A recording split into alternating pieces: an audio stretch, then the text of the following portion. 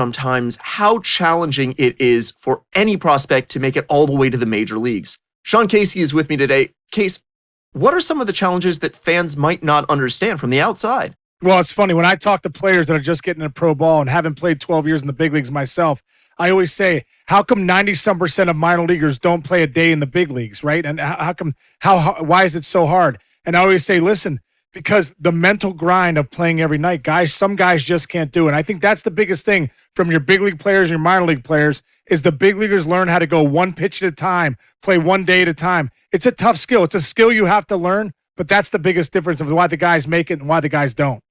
And certainly if you're going to go one day at a time, one pitch at a time, there has to be a certain level of tolerance for failure and being able to just move past it. That is so critical for any player. You got to have a short memory in this game. You have to have a short memory because at the end of the day, if it's one pitch at a time and you take a bad swing, you can't let that ruin your at-bat. If you're a pitcher and you let up a 3-run home run, you got to get the ball back and go one pitch at a time. That's the only way to build that consistency in pro baseball.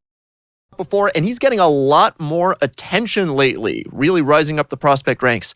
Mike Lowell is with me. Mike, you went from 20th round pick to top 100 prospect to a 4-time MLB All-Star. What is it like when you start getting more attention as a prospect?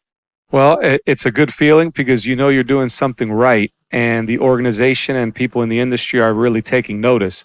However, I think it comes with an added pressure. And how you deal with that pressure, I think, really determines your future, short-term and long-term.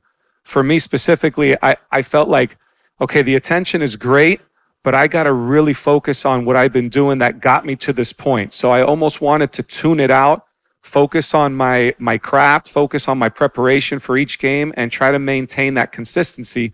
So that good news that I got and those good numbers I was putting up could basically keep that wave rolling a little bit so I can get either to the next level or make it to the big leagues or sustain myself in the big leagues. About every prospect goes through a tough phase. Your bat goes cold. You can't find your feel on the mound. Just nothing feels right. Sean Casey joins me today. Case, what is it like as a prospect in the minor leagues to go through struggles like that? It's tough. It's tough because when you get to the minors, you really probably haven't struggled. You know, you haven't faced this kind of competition, so you really haven't struggled huge. I know for me, when I first got into pro ball, I was a second-round pick of the Indians. I had just led the country in hitting at University of Richmond, 461. I was the best hitter in the country. I get to the minor leagues. One of my hitting coaches is like, hey, listen, let's change your stance a little bit. Let's lower you down, get in your legs. And I'm like, oh, this guy must know what he's talking about. He's a professional coach. I struggle so bad for 2 weeks. I'm hitting 140. I'm like, oh, my gosh, I'm going to get released. Remember, Joel Skinner comes up to me, my manager, and he says, you know what, Case? He goes, you're a great hitter. That's why they took you in the second round. Tonight, I want you to start hitting your way. So that night, I got taller. I started hitting. I ended up winning the batting title that year. The point was failures, the struggle, all that stuff, anxiety is built into baseball. You as an individual player have to learn how to talk to yourself mentally, know yourself as a hitter or as a pitcher, and believe in yourself. That's what's going to get you to the next level. Minor League Baseball now on the show as our coverage comes to you from the AA Central. Tonight, the opener of a 3-game series between the Midland Rockhounds and the San Antonio Missions. It's baseball on the show, and it's coming up next.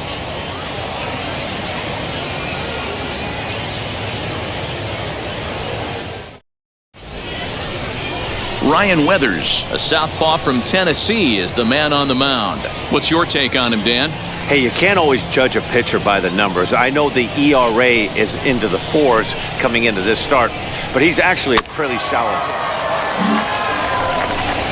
So now to the plate, Mickey McDonald.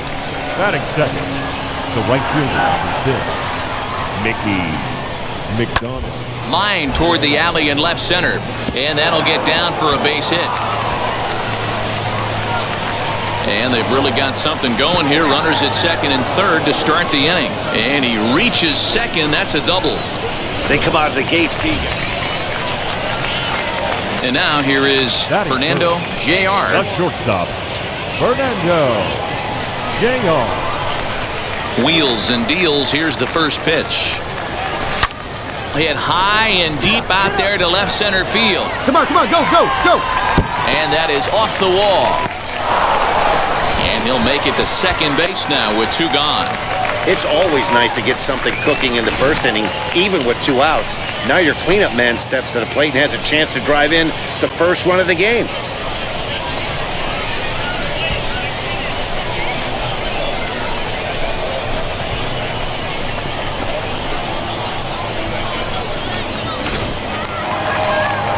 So now it'll be the 4-hole hitter, Scott Rody. And as you check out his righty-lefty splits, no surprise that he hits better against southpaws than he does against right-handers. Popped up. Come on, you're scoring, Waits on it. And the inning is over. 2-out double left stranded. We're off to the second, scoreless on the show. Striding forward now, Nate Mondu, and he's a guy that's really scuffling at the plate right now. Nate Mondu. No score here as we play inning number 2. We got one here.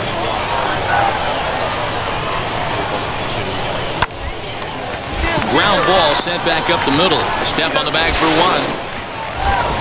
On to first as they get the double play to get him out of the inning. 1 hit, 1 left. We'll go to the bottom half of inning number 2, and we are tied 0-0. Next, here is Fernando Jr. He doubled his last time up. Well, he got a good pitch to hit last time up. Looked for it up in the zone and didn't miss it. Those are the pitches you only get maybe once an AB, maybe once a game, maybe once a week. So he certainly capitalized on it last time. From the stretch, there's a swing and a missile sent out to center field. Just missed a home run to the deepest part of the yard. It's off the wall. And they've really got something going here. Runners at second and third to start the inning. Well, that's his second double of the game, and I thought it might have enough to get out of here. Banged it off the wall, and he's looking really good in this one. Next will be the cleanup hitter, Scott Rody. He popped out in his first trip. Yeah, Matty, and it looked like he got fooled a little bit. Little bit out front, ended up popping out. Expect him to be a little bit more leery of the breaking pitch this AB. Diaz is there, and he's got it for the first out. Great scoring opportunity miss right there. You talk about frustration, popping it up with 2 runners in scoring position. He'd like to get that one back. And this is popped up near second base. Abrams is under it. 2 gone. Now at the plate, Tirso Ornelas. He was plunked with a pitch in his first trip to the plate. Ornelas. Here you go, let's watch. Here we go now. One at a time. Swing and a looper to left. Come on. Is there, and he puts this one away for the 3rd out. So a great job there of working out a potential trouble. So it's no runs on a hit, no errors, and 2 men left on. 3 innings complete. San Antonio's out in front, 2-1. Now at the plate is Mickey McDonald. It was a flyout for him in his last trip. And with his speed, he's one of those rare guys who you'd actually like to see keep the ball on the ground. You can't beat out a fly ball in this game. Rody is going to get there as he backs up to put it away, and there are 2 gone now. Ready now is Fernando Jr. 2 for 2 in the ballgame so far. First delivery to him. This one's down to third. Reined in. Come on, beat it out, Go to first with time to spare, and the side is retired. So they breeze through this half of the inning. Hey, come on now, one time right here. Now at the plate, here is Fernando Jr. He bounced out last time up. Jr.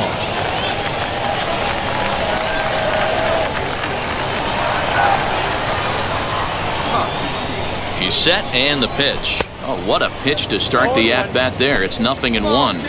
See, guys, he is human. Occasionally an ugly swing right there, but he's having a monster season, so I'm going to give him a free pass. Line drive to left.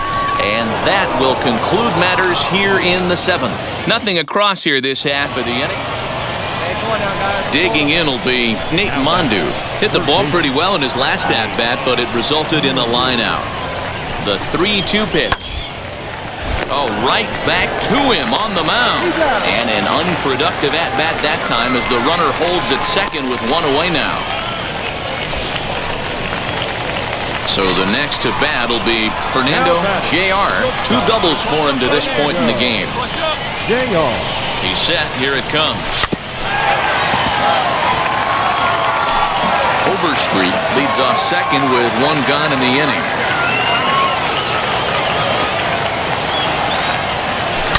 Oh, and he got a pitch to handle as this ball is hit high in the air and deep. And folks, this ball game is tied.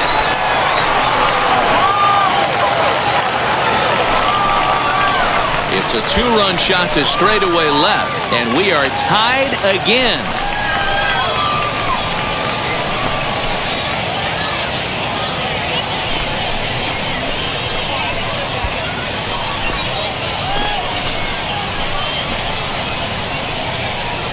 Outside of a walk-off homer, it doesn't get any better than getting your boys right back into this one. They got a chance to win this with that one swing of the bat.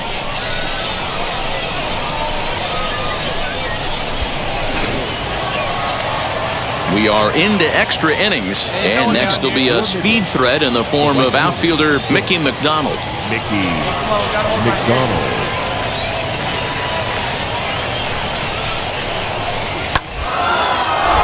Grounded back up the middle. Throw is not in time, and a great job of legging that out as now the go-ahead run is on base to lead off the inning. Boy, when things are good, things are going really good. How about a swinging bunt infield single right there for his 3rd knock of the game, D-Ro? Yeah, he has to be feeling frisky right now. He's had 2 great Hey, it took him an extra frame to do it, but hey, they're not going to complain as they lock up a nice road victory here in 10 Scuffling a little bit, and sometimes that light at the end of the tunnel can seem pretty darn dim. Jim Callis of MLB Pipeline is with me. Jim, there are so many players who struggle at times on their way to the majors. How do they move past it to success? You just have to be mentally tough. It's easier said than done because a lot of times when you haven't faced adversity, when you face it for the first time, you don't know how to deal with it. You know, it's tough. But I can just think back, you know, when I first got into this business covering prospects, Chipper Jones was the #1 overall pick in the draft, and Todd Van Poppel was more famous. You know, he's like the best high school pitcher people had ever heard of in some cases. And Chipper Jones went #1. He went to the Gulf Coast League and he hit 200. And people couldn't believe the Braves had blown this pick on Chipper Jones. You know, how could you not take Todd Van Poppel? and Chipper was mentally tough. And he knew it was just rookie ball. It was just the start of his career, not the end of it. And he became a Hall of Famer. I can remember watching Derek Jeter in low Class A. Oh, yeah. I think he made 54 errors in the South Atlantic League. And it was like, geez, man, this guy's kind of sloppy at shortstop. And, you know, Derek Jeter wound up winning multiple Gold Gloves and becoming a Hall of Fame shortstop. So, I mean, it happens to everybody. I mean, I think you learn more from failure than from success. You know, in pro ball, look, it's not fun going through these things, but at least now he's figuring out what adjustments do I need to make.